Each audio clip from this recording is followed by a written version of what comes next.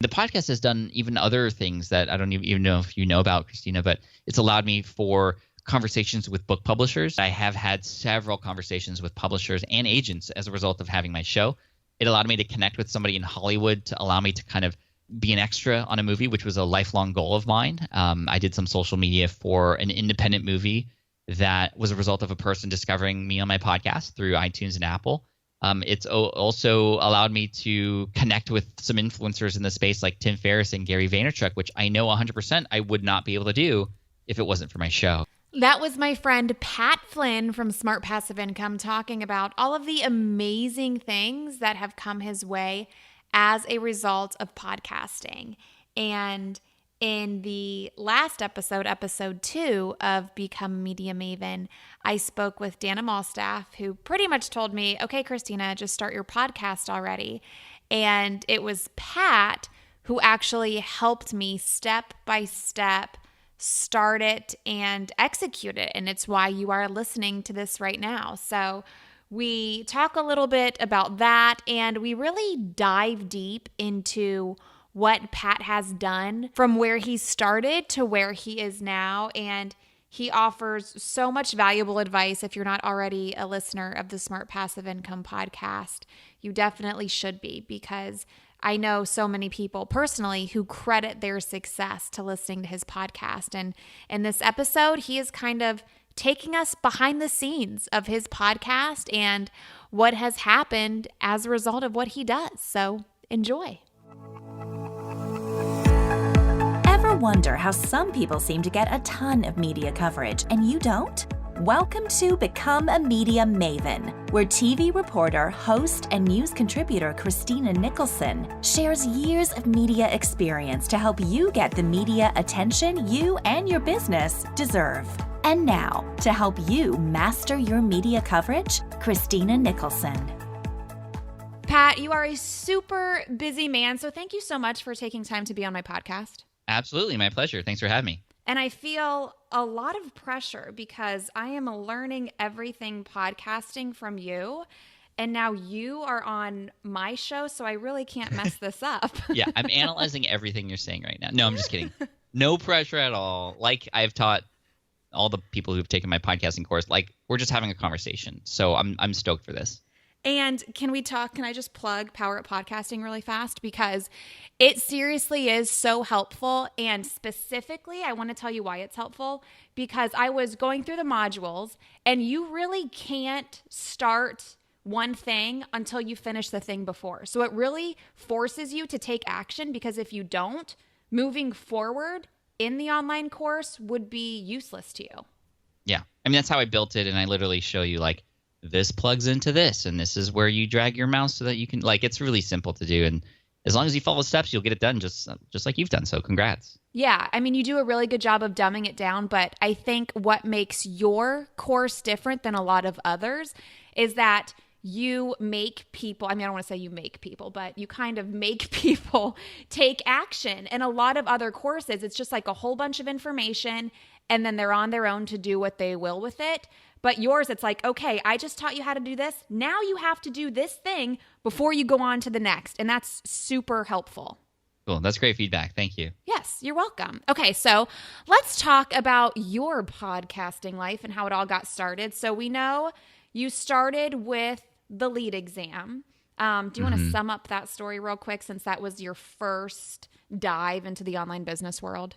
Yeah, some people might be like, "What's the lead exam?" It's an exam that architects and designers and people in the construction industry take about green buildings, environmental design. I was actually growing up to be an architect. I went to school for architecture, and I got a great job coming out of college in the architecture world until I was laid off in 2008, like a lot of other people. And I had survived by creating an online business, helping people pass an architectural exam called the lead exam. And that business took off. It just exploded. And I'm so thankful for that. It was actually a podcast that helped me discover this world of online business. And I took a lot of their advice, and I took their trainings, I took their courses, and I built this website, and it did very, very well. Coming off of that, a lot of my friends and colleagues were asking, well, how did I do that? How did I build this website? How did I turn it into a business? which was great for a number of reasons. The business was like, okay, the money was great, and I was making 2.5 times more than I was making as an architect. But more than that, the coolest thing about this was the fact that I was getting like these thank you notes and letters, and I was getting recognized for this. I'd worked so hard as an architect and not getting what I thought the recognition I deserved. And architects, it's just how it is. If I were to ask you like who built your home or who designed your home or who designed the building that you work in all day, like nobody knows that answer. But here I was helping people pass an exam, and people were sending me handwritten notes saying, thank you for helping me pass this exam. I got a raise and a promotion because of it. My family is better off because of it. Pat, I owe you. I'm a big fan. I'm like, really? This is kind of crazy. And so that's when I discovered that like if you help people and you serve people, like you will be rewarded for it, and people will share you as a result. And so I've always implemented that in all of my businesses. And my next kind of foray online was to build a blog to just show people how all this was done, and to just be fully transparent, write everything about everything I did, everything I was going to do to build new businesses, everything I'm doing right, everything I'm doing wrong, how much money I was making in my income reports, and where it was all coming from, and why the income increased this month and why it went down this month, the whole thing. And that was started in October of 2008 as a blog.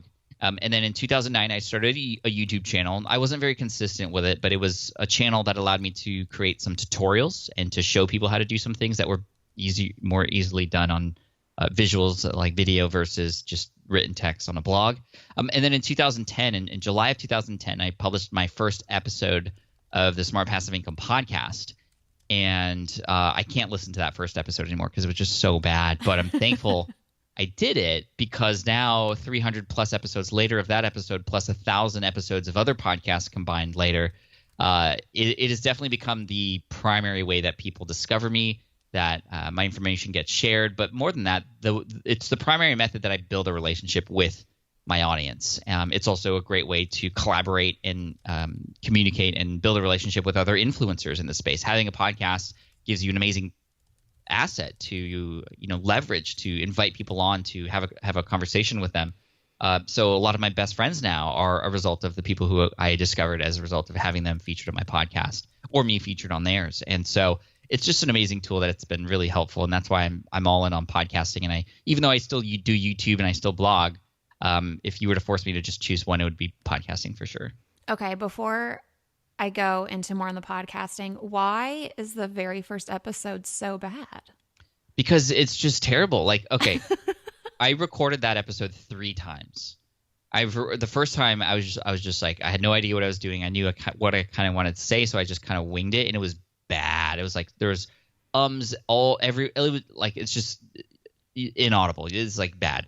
The second time I was like, okay, I'm going to write down every single word I'm going to say. So I scripted the whole thing, and it was like 20 pages, and I read it word for word, and I recorded it, and it just sounded so boring. I was like putting myself to sleep listening to myself, and I'm like, I can't do that either. Okay, Pat, just now that I know what this episode's about, I'm just going to write down the bullet points of the things I want to cover, and I'm just going to trust myself to create this podcast episode. So that's what I did. I hit record. I didn't edit anything out of that show, and it just was bad because it's just, you could hear how timid I was, how scared I was. But as my good buddy John Lee Dumas says, you gotta be a disaster before you become the master. And I think all of us, whenever we try something for the first time, it's always going to be a disaster. I mean, no baby has ever walked the first time it stood up. Nobody has ever ridden a bike perfectly the first time they got on a bike. I mean, you have to fall off or at least stop every once in a while before you can get to the point where you're starting to ride. So that's why. I mean, I cannot listen to it. Just I cringe. I absolutely cringe. That's so funny. Well, you've come a long way then, Pat. And that reminds me, your story reminds me of when I was doing my first live shots on TV. I remember the first couple of ones, I tried to write out everything I was going to say word for word and memorize it. Because when we're live in the field, we don't have a teleprompter. So I was going to memorize word for word what I was going to say. And after the first 2 times, I was like, this is terrible. Because if I say but instead of and, or and instead of but, then I'm totally thrown off and I mess up the whole thing. And then from then on, it was like, okay, I know what I'm talking about. I'm just going to do bullet points. And I've done, I don't know how many thousands of live shots since then, following that same guide. Like, don't memorize what you're going to say. Just have your bullet points and you're good. And just trust yourself. Yeah. Okay. So why do you think you're blogging, you are YouTubing, and you're podcasting? Why do you think the podcast is the one that drew a bigger audience than the other two? Well, podcasting has a lot of benefits for several different reasons, and I'll go over some of them right now. The first one is just in the nature of consuming podcasts. People consume podcasts for much longer. Therefore, your message, your voice is in their ears for much longer. On YouTube, it's funny, if you have people watching your video for more than 5 minutes, you're doing really well on YouTube. That's really good and hard to do, because when you're watching on YouTube, you have not just the video that you clicked on, but all these other suggested videos and all these ads and all these buttons you can click on to exit. So it's difficult to keep a person watching your video. On a podcast, when a person begins listening, and if you've hooked them in the beginning and you've convinced them as to why they need to stay and listen to the rest of the show, I mean, they're going to listen to the rest of it. I mean, in the analytics, you see that, you've helped people complete 80 to 100% of your episode, which is sometimes hours or more. And it's crazy how much more time you can get in front of people. So you're able to, with that extra time, just insert yourself, your message, your brand into people's lives for much longer. You're able to drive home those call to actions more often. You're able to build a deeper relationship with them too. And people begin to start to kind of build a habit of listening to your show, because it's so much easier to listen to a podcast than it is to watch videos. For instance, when a person's on a commute or on a walk or at the gym, I mean, you are able to get in front of people in places that they wouldn't normally be able to consume your content if they're just watching videos or reading your blog posts. So those are the benefits too. But the reason why I think it took off was because of the ability to connect with other influencers who then will mention your podcast. And because there's a lot of cross promotion in the podcasting space, both in the algorithm, but also just in the nature of people. I remember specifically being featured on Yaro Stark's podcast. It was an earlier podcast in the business space called Entrepreneur's Journey. And when Yaro heard about my story, it's really important to have a good story, as you know, and you need to fine tune it and understand what that is. But when Yaro heard my story, he invited me on his show, and his podcast had already been in existence for a while. He had several thousand subscribers. So, of course, when he features me and I'm telling my story and I mention that I also have a podcast, well, people are already listening to that podcast. It's very simple for them to go and find mine on that platform and subscribe to that one too. Plus, iTunes and Apple will see people who listen to this also listen to that. So I get some cross promotion in that way too when I connect with these other people. And that was like the first one that really put me on the map. And I started to notice like really large spikes in my podcast downloads as a result of getting featured on another person's podcast. And so I was like, okay, I want to share my story on another person's podcast. What can I do? And then I was featured on Darren Rouse's podcast over at ProBlogger. And that one was even an even bigger spike. He had hundreds of thousands of subscribers there too. And so that exposure combined with people now listening to me and hearing about my message for much longer all added up to growth, because in addition to the podcast itself, the fact that I'm now building a real what almost seems like a friendship with my audience, they're now talking about me with their friends and their own followers, the listeners that is who I'm talking about. So people have now water cooler talk about, oh, did you listen to the latest episode of SPI? Oh, you didn't? You got to check that out because he had this guest on who talked about this, and I here's a link for it. You should go check it out. Like, people are having those kinds of discussions. And it's funny because when I started my podcast, I was only going 2 times per month or once every other week. And because that's all I had time for. I was blogging 3 times a week and inserting YouTube videos randomly here and there. So blogging 3 times a week, some random YouTube videos, a podcast every other week. When I went to a conference shortly after I started my show and I started to get exposure for it, everybody talked about the podcast. Pat, dude, so good to meet you. I love your show. Pat, oh my gosh, that episode you did about this. I'm like, but what about my blog? I blog so much more. I spend so much more time there. Can somebody please talk about my blog, not my podcast? But then I started to like really think about it. Wow, maybe I should take some time away from the blog and put it into the podcast now. And so then I started to go weekly, and that's when I started to see things even excel even faster. And it's just so cool to see how much it's really affected people's lives more than anything. But it does affect my business too, because I use it as a platform to A, build a relationship, yes, but B, take those people back to my website so they can download a lead magnet or get involved with my programs or, discover other things that I have going on so that I can better serve them from there. And it's so funny because when I go to conferences now, like I said, people come out to me and they talk about the show, but they're talking to me like we've been friends forever when I've just met that person. Sometimes I have to like catch myself and go, I know we've been talking for like 15 minutes, but what is your name again? I can't remember. But like we just have this vibe, and it's funny because they remember stories that I tell on the show. They, they could just relate to it more, and I have people who will come out and go, Pat, I listened to your show, and I remember like this one episode you talked about how you were in marching band. I was in marching band too, and so there's like these little connections that people are making, and that's how you build these big brands in the online space, especially personal ones, where now people are considering you to be like a friend. And even though you've never met them and they've never met you in person, they feel like they have because they're listening to your voice all day. Yeah, and you keep it fun with the little fun facts at the beginning. Those are fun, and those probably help people feel like they really know you when they see you out and about. Now, tell me what came first, or if these both kind of came at the same time as a result of the podcasting, because a lot of your income is from affiliate marketing, which that obviously wouldn't work if you did not have a trusted audience. And you also travel a lot and do a lot of speaking. So I'm going to guess those are direct results of the podcast and the audience that you've built. But which one came first, or which one do you feel directly relates maybe a little bit more to the podcast? Well, I mean, they both directly relate to the podcast for sure. But before the podcast started, I was doing affiliate marketing already, meaning recommending other people's products and earning a commission as a result of that. But I wasn't making a lot of money. When I started the podcast, which again increased my exposure, but also increased the trust, the know, like, and trust factor with that audience, that really helped increase the affiliate earnings directly as well, especially when I do things like I have the founders of these companies that I help promote on my show, which the trick with affiliate marketing is it's tough because it's not your own products. I mean, that's the benefit. It's not your own product, so that you can easily promote something even today without having to create something. But at the same time, you have to work a little bit harder to help a person trust that product that's not even yours. So they have to trust you, but they also have to trust where they're going. And so by utilizing a podcast to then feature either how you use that product yourself and how it's helped you, that helps earn trust with that product, or literally featuring the founder of that company on your show, it really helps to add to the level of like safeness that people feel with, okay, I'm going to buy that thing and I think it's going to help me.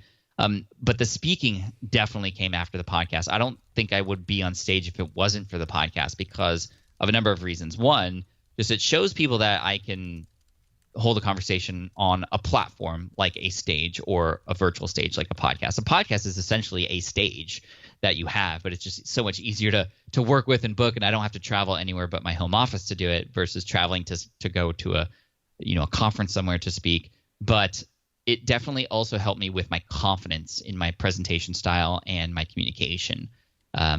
It was a result of the podcast that I got my first speaking gig, thanks to Philip Taylor, PT Money, as he's known in the financial industry. He created a conference back in 2011 called the Financial Blogger Conference, and he had heard about me through my podcast and a number of other people in the community who were talking about the show, and he invited me to come and speak. And I was going to do a little breakout session for about 50 people at this event with about 350 people. But then 2 weeks before, he calls me. He goes, Pat, my closing keynote had to bail. Do you want to do the closing keynote for everybody at the conference? And I reluctantly said yes and was nervous as all heck. So nervous to the point that I did what I did with the podcast, which was I scripted out every single word I was going to say, which, I know now that you're not supposed to do, but I was just so nervous. But it worked out really well. And I was able to talk about my podcast on stage and even get more people to come listen. And that has definitely opened up so many more opportunities. I mean, the podcast has done even other things that I don't even know if you know about, Christina, but it's allowed me for conversations with book publishers. I have yet to publish a traditionally published book, but I have had several conversations with publishers and agents as a result of having my show. It allowed me to connect with somebody in Hollywood to allow me to kind of be an extra on a movie, which was a lifelong goal of mine. I did some social media for an independent movie that was a result of a person discovering me on my podcast through iTunes and Apple. It's also allowed me to connect with some influencers in the space like Tim Ferriss and Gary Vaynerchuk, which I know 100% I would not be able to do if it wasn't for my show. So a lot of benefits of having a platform like a podcast for sure. That's awesome. I didn't know about being an extra in a movie. That's fun. Yeah, it was really interesting. It was a lacrosse movie very similar to Mighty Ducks. It's called Crooked Arrows. It didn't do very well because it didn't have like a ginormous marketing budget, but I was able to help take its Facebook page from a few hundred people to over 150,000 people, which definitely helped. But they had me fly out to Massachusetts to go and be an extra. I got to meet a lot of the lacrosse celebrities, and I'm not a lacrosse player, so it wasn't like, I wasn't like fanboying over anybody, but it was just such a really cool experience. And then I got to, utilize this relationship several years later because for a presentation I wanted to give in Vegas in 2015, which was significant because that was also the 30-year anniversary of the movie Back to the Future, which is my favorite movie.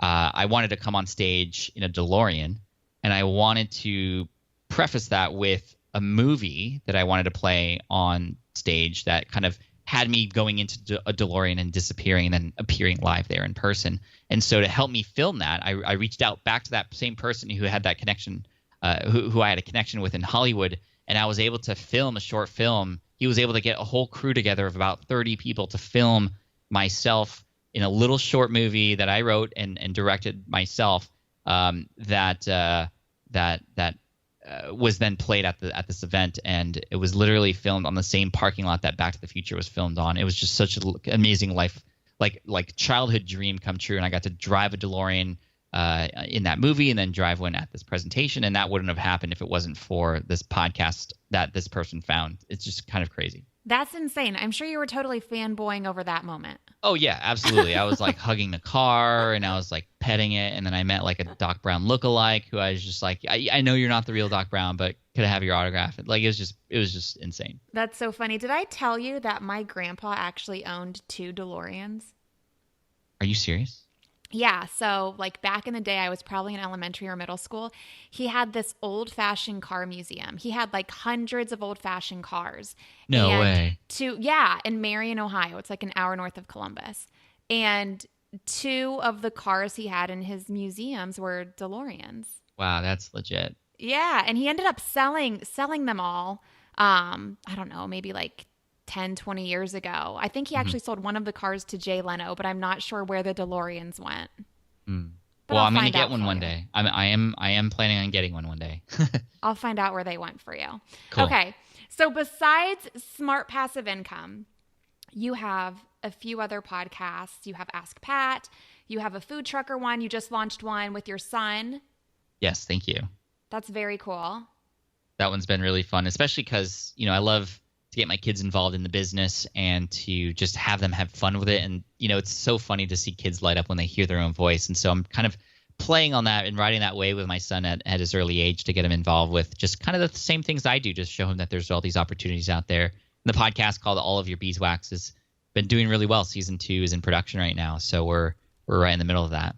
Okay, can you tell me your thought process behind that? You're not doing it like episode by episode. You're doing it with seasons.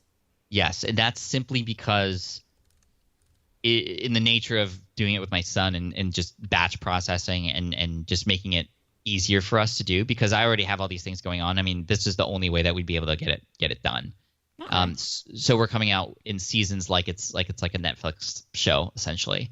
And that's just one style of podcasting. In other ones, they come out weekly or bi-weekly. Some podcasts come out once every 3 months, but they're like 4 hours long every time because there's just so much research into them. The cool thing about a podcast is you can do it in any way you want. It's your show, and so it's up to you. Okay, and I also want you to tell me about Food Trucker, because so you have Smart Passive Income, Ask Pat, similar. I mean, it's a very different structure than Smart Passive Income. It's like a coaching call. Yeah. But it's same topics, same audience. Same audience, yes. Yeah. And then you have the one with your son, which is about education, something that's important to you and your son. But then you have Food Trucker, which seems like so out of the blue. So tell me how that happened. Yeah. So Food Trucker School is a podcast for food truck owners or potential food truck owners to help them with marketing their business. I don't own a food truck. I don't have one myself. But I got very interested in the food truck space because in 2010, I ran the second go-around of what's called the niche site duel on my website. So the first time around, I built a website publicly to show people how it's done, and I did that, and it did very well, and that helped inspire a lot of people. So I did a second round. The first time it was about the security guard training industry. I created a website for that, which still ranks #1 in the security guard training rankings on Google. And Why it's did still you do providing, that? because there was just an opportunity there. I saw in my research, and you could dive into my website and see how it was all done, really, but it was done through keyword research to see that, hey, there's a lot of people looking for this info. There isn't some great information out there about it. I'm just going to build a resource for that and help create the top resource for people looking to become a security guard. And so I built that, and in 3 months it became #1 in Google, and it's still generating $1,000 to $2,000 every single month, hands off. I haven't touched it in 6 years. The food truck website is a separate one that I created, kind of round 2, which is a little bit more involved. That one I've had to hire a team to continue to write and keep going every single week. But that's been providing a few $1,000s every single month through some products that we sell there now, versus the other one, which is mainly driven through advertising. So the podcast supports that website, foodtrucker.com, food trucker without an E at the end. That podcast, which only has 29 episodes. It was a series of episodes that we did over a year. But the crazy thing is, even though I haven't created a new episode in 4 years, or a little bit more than 4 years actually, the podcast still gets 3,000 downloads a month. And to consider that, like, every month I'm now still able to passively help these people and then show them and introduce them to our evergreen products, it's pretty amazing. Now you might be asking yourself, how are you even positioning this? You're not even a food truck owner yourself. Well, the way that I positioned it was a website and a resource that was written by me and my team to do as much research as we could, so that in case we wanted to create a food truck website or a food truck, one day, we would know exactly how to do it. So hey, I'm not in the, I was very honest and am still honest on the website. Hey, I'm not a food truck owner, but I may want to be one day, which is still true.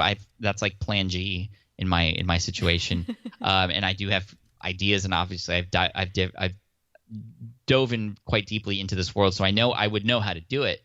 But the positioning was, I'm just going to go and talk to as many food truck owners as possible to discover exactly how we should do this. And so you can follow along if you want to do this too, kind of thing. So kind of like a journey, kind of a website. And most food truck owners are so busy every day, they don't necessarily have the time to read, but they absolutely have the time to listen while they're prepping their food and stuff like that. And just the download numbers are insane considering how little time is spent with it now. And that's how it's driving more sales. And, if you look up food truck business plan and other keywords in the industry, I mean, you'll see that food trucker ranks right at the top there. And so it's pretty cool. Now that's an asset that I've even had people want to buy from me. But the passive income is just so great with little work that I'm just keeping it for now. But if the offer is big enough, I might sell it. But it was just an experiment that had done very well, like many of my other things, and just wanted it to be there to show people how it's done. That's very cool. So why do you think it still is doing so well when you haven't released a new episode in years? Because it's evergreen content. It's the way you do customer service, the way that a food truck is built, the things that are in there, even though there are regulations that change, which is the reason why we need to continue to upkeep it, and I have a team doing that. There are many things in there that are going to be evergreen, that will be pillar content that'll drive a lot of traffic that never change. For instance, my most popular article, which was actually the first blog post that I ever published on that website, which took a lot of work and a lot of research, but it was 50 food truck owners speak out. What's the #1 thing they wish they knew about before they started their food truck? And so I reached out to, and here's the thing, I reached out to 250 food truck owners around the US. I emailed them, just simply emailed them. And I got 4 responses back of this question: what's one thing you wish you knew? I pitched it as, hey, I'm creating this website. I'm looking to put together a resource to help food truck owners. I'd love for you to be a part of it. Please answer this one question. I'll feature it in the blog post. I got 4 responses, and I was like, 4 to 250, that's not so good. But a week later, I reached back out to the 244 people. Did I do my math right? No, 246 people that didn't respond. And I got 46 more replies. So just by the nature of following up, I don't know if it was because people were like, oh, I guess this is real, or, oh, I'm sorry, I missed that. I got 50 people to reply in total, and I packaged that all into one blog post, and I just listed their food truck and what they wish they had done, and that went viral. It went viral on Reddit. There's like 2,500 comments on it, and that's still providing a lot of traffic to the website. And Simple articles like that are very useful can do very, very, very good. And still years later, that's still a top resource in the food truck industry, because you get to know from real food truck owners like what they wish they knew about. And isn't that something you'd want to know if you were up and coming in the industry too? So yeah, that's kind of the fun story behind that website. And do you credit the keyword research and just seeing this need for security guard training and food trucker school? Like, you see a need for it, so you can put it out there and not update anything for years and people are still going to find it? I mean, knowing whether or not I don't need to update it for years, I mean, that's going to depend on the industry that you get into. I mean, I'm lucky with the lead exam website too, that's something that there's only a finite amount of information needed, and that doesn't change very often. But the keyword research was the start. That's what gave me the initial, there's some potential here. And then what really needs to happen is you need to have conversations, and more with food trucker than with security guard training. I had to go and actually have real life conversations with people, food truck owners and people who are interested in food trucks, to see what their pains and their problems were. And that's what we knew to talk about on the podcast or on the blog. That's really the secret sauce to winning in anything, is just really nailing down what the pains and problems are of your target market and providing things that can help them with that. And if you can provide something that will help more people even later, then great. And that's the beauty of doing business and creating platforms online, is that it's easily accessible. And if it's still useful and relevant today, then people are going to continue to share it and consume it. And Google can also help out, or YouTube, or the algorithms or what have you. So yeah, just by putting things out there, you're opening up these opportunities for yourself. Okay, and just listening to you, I feel like it sounds like there's just so much work that goes into this, and you're taking a risk. And I know you like to experiment with this stuff, and it's like amazing that you can see these gaps and this need in things that really aren't even in your niche, like security guard training and food trucker school. But so many people, I feel like they're listening to this and they're going to be like, oh my gosh, but that's so much work. But that's what it takes. And I feel like, especially in online business, just like in TV, and, you watch HDTV and they redo this room and it looks gorgeous, and you try to do the same thing and you're like, oh my gosh, that's a lot harder than what it looks like. It's the same for online business. Yeah, it's so much work. It is so much work. But at the same time, that's what's going to separate you from people who just have dreams. You need to do the work. I mean, with the security guard training website, for example, I didn't know the answers. Like, okay, how am I going to help people in the security guard training industry? Okay, let me put myself in the shoes of somebody who wants to become a security guard. Where do I start? Okay, I'm just going to call a security guard company here in California and ask them how to get started. And I literally called, because I found out that in every state in the US, they have a different set of rules that you need to go through, and different websites that you need to go to kind of get approved and whatnot, and background checks and things like that. I just literally called every a security guard training company in every state, and I recorded those conversations so that I can write down all that information that was told to me, and then I just put that on a website. So I literally went to the source to understand, okay, what it takes, and I just became the top website because it had the best information, and just all the answers are right there. That's all I did. I found the answers. I didn't know the answers, so I went and I found them. The only way I knew how to do that on that website was to call security guard training companies and ask. And I wasn't even lying. I was like, hey, if I wanted to become a security guard in this state, can you give me an outline of the steps that I need to take? And I just boom, step 1, step 2, step 3, step 4, step 5, step 6. Some states it was just one thing. Other states like California, you got to take an exam and all these other things. So that gave me access to, here are all these programs that help people pass that exam. Let me call these companies and see how we can work together. And so I became an affiliate for some of them, for the people who were getting their guard card in California. Like, it's just you just follow the path that you put yourself on. But unless you take action, you're just going to sit there and do nothing. I mean, the worst thing is expecting magic to happen. Like, magic doesn't happen. There's no magic in this. There's hard work and creating opportunities. That's it. You know what's worse than that is when you expect magic to happen, and then 10 years later, you see Pat Flynn with the security guard training school making passive income, and you had the idea and you didn't do anything, and you're not making any money with it. And it was your idea 10 years ago. Yeah. I mean, and that being said, like, if you do research and you find that somebody else had already done what you're doing, have that be a sign that like, hey, I did have a good idea and there is a market out there. But also B, realize that you can create a better solution too. And, better in a different solution. Sometimes different is better than just better. And so you still have opportunities. I think the best businesses that are out there are the ones that take kind of what somebody has already started and is doing kind of like not so good and just making it better. I mean, I wasn't the first person to create websites about how to become a security guard, but I definitely created the best one out there, the one that was the easiest to go through and had the most up-to-date information. It just made sense.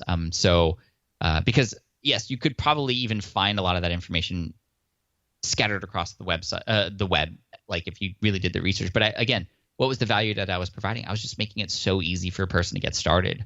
And then I did some other things like, okay, let's put a job board on there. So I connected with Indeed.com, which is a job marketing website, and I embedded that on my website so that people can find security guard training jobs in their area. And every time somebody connects with a potential employer, I get like $2 or $3 every time, and that has provided over 10 grand of income over the years.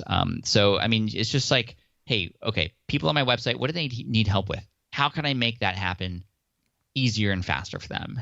How can I make their lives more convenient? Just go all out with answering that question, and you'll win. I mean, it's just like what I was saying earlier about Power Up podcasting.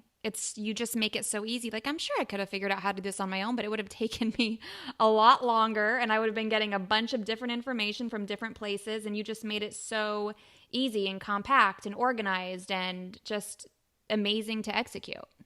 Thank you. I appreciate that. Yeah. Okay. So wrapping up, Pat, so we've known each other for a couple of years. I've been on your podcast a couple of times, but now I get to see your face from across the country, like every week, every other week, because I'm in your accelerator program. Can you talk about real quickly just the idea behind starting something like this? Because it is very different from anything you've done before, to my knowledge.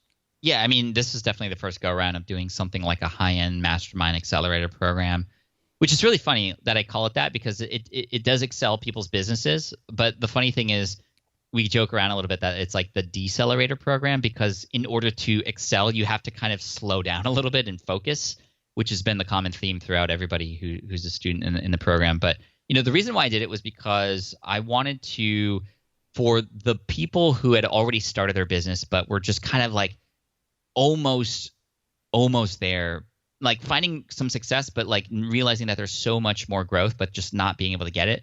I wanted to create something for those people so that they can get it. And those people, like yourself, aren't at the phase that you're like reading blog posts every day or consuming, loads of podcasts every day. You're in your business already, and you're taking action, and you just need a little bit of coaching to work your way through the sort of things that are going on so that you can begin to scale and grow your business better. And then I was like, okay, again, same question. How can I do this for that group of people in the easiest way possible? What would be the most impactful and what would make the most sense for them? It would be to actually connect in person and on a regular basis and get some coaching from me. And so that's what I created. And we accepted applications for it. We had hundreds of applications come in, and I just wanted to focus on a smaller group to start with, to see what that was like. And again, this is an experiment to see if I can be helpful for others in this way, in this capacity, but B, is this even something that I enjoy doing, because I've never done it before. So how would I know? And so I'm putting myself out there and running a year-long program to see what happens. And so far, it's just been so incredible to every single week see new breakthroughs every single time from different people.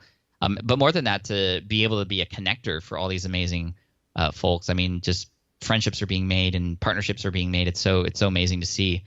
So again, it's just experimentation along the lines of how can I better serve my audience. And this people like yourself, Christina, that was a side of my audience that I wasn't serving in the best way possible before, because many people on my website are at the beginner stage. But I also knew that there were these more advanced people who needed a different kind of training, and that's where this came from.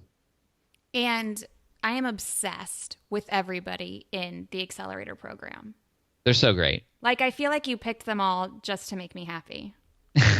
Because they're all so they picked me, though. That's the thing. Like, I'm like counting my blessings when I consider, like, how am I able to attract all these amazing people who just seem to all have the same kind of values as me, and it's because when you put yourself out there, you attract your tribe, and then you give your tribe opportunities to meet each other. They're gonna have so many great things in common, and be able to relate to each other. Like, I agree. I mean, the group of people who are in the program right now are just truly amazing.